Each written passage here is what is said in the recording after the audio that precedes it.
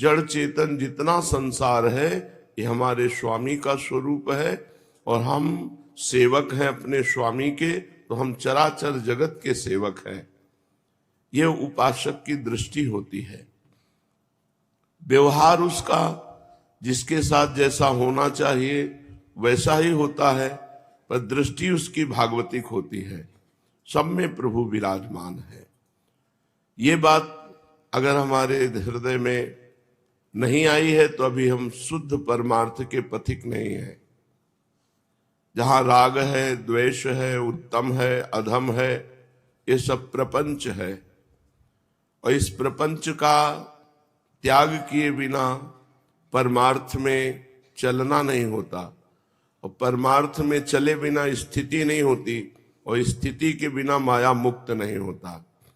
जब भागवती की स्थिति होती है, ना कोई द्वंद्व है, ना कोई चाह है, न जीने की इच्छा, न मरने का भय, वो परमार्थ में स्थित है। ऐसे परमार्थी पुरुष के लिए अब कोई कर्तव्य नहीं बचता। लेकिन जब तक ऐसी स्थिति ना आवे तब तक जहां राग है वहां वैराग्य से काम ले, जहां द्वेष है वहां स्नेह से काम ले। द्वेषी व्यक्ति से स्नेह करे और स्नेही व्यक्ति से वैराग्य करे, तभी परमार्थ पुष्ट होता है। जिससे हमारा स्नेह है उससे राग रहित व्यवहार करे, जिससे हमारा द्वेष है उससे स्नेह युक्त व्यवहार करे, जिससे उसके हृदय का द्वेष मिट जाए। एक भी पूरी सृष्टि में कोई हमारा शत्रु न हो, सबसे भागवतिक भाव से हमारी मित्रता हो। परम पावन श्री धाम वृंदावन ऐसा महामहिम है कि यदि एक दिन के लिए भी किसी को वृंदावन आने का सौभाग्य मिला तो फिर वो नरक नहीं जाएगा। अगर वो इस महिमा को जान करके राधा नाम रटने लगे तो एक बार मनाने मात्र से उसका कल्याण हो जाएगा। श्री जी की सहचरी बन करके सेवा में पहुंचना तो अलग मार्ग है, लेकिन कल्याण हो जाएगा। अगर वो जन्म भी लेगा तो श्रीवान कुलवानों के यहाँ जन्म लेगा और अगला जन्म उसका बहुत भक्तिपूर्ण होगा, जिससे भगवान को प्राप्त हो जाएगा। श्रीपाद प्रबोधानंद जी महाराज कह रहे हैं, ममापि स्यादेता दृशिमि दिनम किन्नु परमं यदा वृंदाटव्याः कथमपि कृते स्पर्शनमपि। कितनी अद्भुत महिमा। अहो देहं दूरादपि समवलोक्यांत जनुषाम मुहुर्धन्यम मन्ये धरणिपतितः श्याम कृतनतिः। श्रीपाद कह रहे हैं, अहो मुझ जैसे अधम को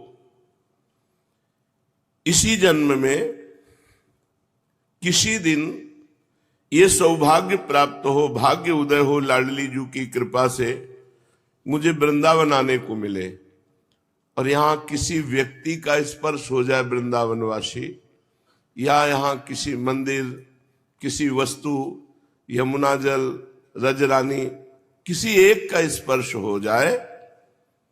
कृतम स्पर्शनमपि धन्याः, मैं परम धन्य हो जाऊं। सोचो आप वास करते हैं अखंड, आपके कितने बड़े भाग्य हैं। लाडली जू ने कितनी बड़ी कृपा कर दी। महिमा है कि इस जीवन में एक दिन यदि वृंदावन आ जाए, किसी वृंदावन वासी का स्पर्श कर ले, किसी वृंदावन के मंदिर में दर्शन करके प्रणाम कर ले, कहीं वृंदावन की रज में लौट जाए, यमुना जल का आचमन कर ले, तो बोले धन्य हो गया जीवन। एक बार वृंदावन की महिमा। अगर वृंदावन नहीं आ पाया और वृंदावन की महिमा सुनी दूर से, और मन लालायित हो गया कि धन्य है उनको जो वृंदावन वास करते हैं, धन्य है वो जो वृंदावन का दर्शन करके आए हैं, दूर से ही वृंदावन का ऐसा भाव किया, ऐसा चिंतन किया, तो कह रहे हैं मुहुर्धन्यम मन्ये धरण पतिता श्याम कृतनति। मैं उसे इतना पावन मानता हूं कि पृथ्वी में लौटकर उसको प्रणाम करता हूं, जो वृंदावन के लिए विकल हो गया। कोई वृंदावन से गया, कहां से आए हो भाई? हम तो वृंदावन गए थे। अच्छा, बिहारी जी के दर्शन किए, अरे बड़ा आनंद। अब उसके हृदय में भारी विकलता हुई, यार जीवन में कभी वृंदावन नहीं गया, क्या कभी मैं वृंदावन जा पाऊंगा? और एक विकलता हुई तो वो इतना पवित्र हो गया कि श्रीपाद कह रहे हैं, धन्यम मन्ये धरण पतिता श्याम कृत नति। मैं गिर करके भूमि में उसको नमस्कार करता हूं जिसके हृदय में वृंदावन के दूर से दर्शन की व्याकुलता प्रकट हो गई, वृंदावन की महिमा से व्याकुलता आ गई उसके हृदय में। कब जाऊंगा वृंदावन, मैं कब वृंदावन का दर्शन करूंगा? वो इतना पावन हो गया, धन्यम हो गया कि श्रीपाद कह रहे मैं साष्टांग दंडवत उसको करता हूं।